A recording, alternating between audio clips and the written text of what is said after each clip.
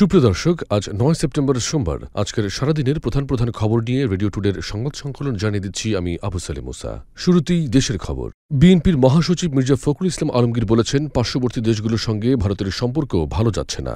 এর অন্যতম প্রধান কারণ, ভারত সবসময় এই দেশগুলোর সঙ্গে প্রভুত্বের রাজনীতি করেছে।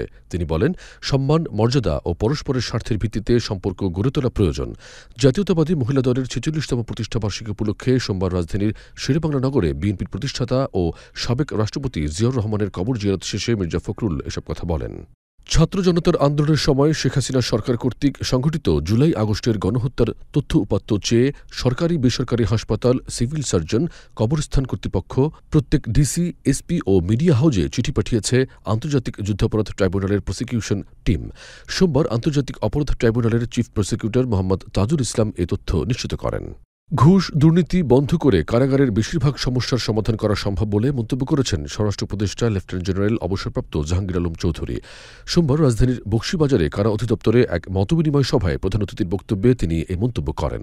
স্বরাষ্ট্র উপদেষ্টা বলেন, বৈষম্যবিরোধী ছাত্র আন্দোলন শুধু কোটার জন্য হয়নি। ঘুষ, দুর্নীতি, দ্রব্যমূল্যের ঊর্ধ্বগতি এগুলো অন্যতম প্রধান কারণ ছিল। ঠাকুরগাঁয়ের বালিয়াডাঙ্গি ধনতলা সীমান্তে ভারতীয় সীমান্তরক্ষী বাহিনী বিএসএফের গুলিতে জয়ন্ত কুমার সিংহ নামে এক বাংলাদেশির মৃত্যু হয়েছে। নিহত জয়ন্ত বালিয়াডাঙ্গি উপজেলার ফকিরভিটা বেলপুকুর গ্রামের মহাদেব কুমার সিংহের ছেলে। এ ঘটনায় ওই কিশোরের বাবাসহ দুজন আহত হয়েছেন। এদিকে সীমান্ত হত্যাকে ভারতের সঙ্গে দ্বিপাক্ষিক সম্পর্কের অন্তরায় বলে মন্তব্য করেছেন পররাষ্ট্র উপদেষ্টা মোহাম্মদ তৌহিদ হোসেন।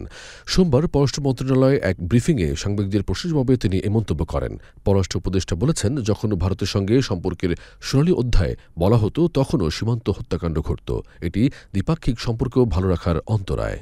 পরিবেশ, বন ও জলবায়ু পরিবর্তন বিষয়ক উপদেষ্টা সৈয়দা রেজওয়ানা হাসান বলেছেন, আগামী ১ অক্টোবর থেকে সুপার শপে কোনো ধরনের পলিথিন বা পলিপ্রোপিলিনের ব্যাগ রাখা যাবে না এবং ক্রেতাদের দেওয়া হবে না। বিকল্প হিসেবে সব সুপার শপে বা শপের সামনে পাট ও কাপড়ের ব্যাগ ব্যবহার করতে হবে। সোমবার সচিবালয়ে এক মতবিনিময় সভায় যোগ দিয়ে তিনি একথা বলেন। বেসরকারি ব্যাংকের উদ্যোক্তাদের সংগঠন বাংলাদেশ অ্যাসোসিয়েশন অফ ব্যাংকস বিএবির নতুন অ্যাডক কমিটি গঠিত হয়েছে। ৬ মাসের জন্য গঠিত ওই কমিটির চেয়ারম্যান হয়েছেন ঢাকা ব্যাংকের চেয়ারম্যান আব্দুল হাই সরকার। এছাড়াও ভাইস চেয়ারম্যান হিসেবে যোগ দিয়েছেন ফার্স্ট সিকিউরিটি ইসলামী ব্যাংকের চেয়ারম্যান মোহাম্মদ আব্দুল মান্নান ও ব্যাংক এশিয়ার চেয়ারম্যান রোমো রৌফ চৌধুরী। দেশের পরবর্তী পরিস্থিতিতে সোমবার অনুষ্ঠিত বিএবির সাধারণ সভায় নতুন এই অ্যাডক কমিটি গঠন করা হয়েছে। মেট্রো রেল পরিচালনাকারী প্রতিষ্ঠান Dhaka mass transit company limited DMTCL এর ব্যবস্থাপনা পরিচালক পদ থেকে সরিয়ে দেওয়া হয়েছে MAN সিদ্দিককে। তার চুক্তিভিত্তিক নিয়োগ বাতিল করে সেখানে চলতি দায়িত্ব দেওয়া হয়েছে অতিরিক্ত সচিব মোহাম্মদ আব্দুর রৌফকে। সোমবার MAN সিদ্দিককে তার নিয়োগ বাতিল ও আব্দুর রৌফকে চলতি দায়িত্ব দেওয়ার প্রজ্ঞাপন এবং অফিস আদেশ জারি করে সড়ক পরিবহন ও সেতু মন্ত্রণালয়। এবারে আন্তর্জাতিক খবর।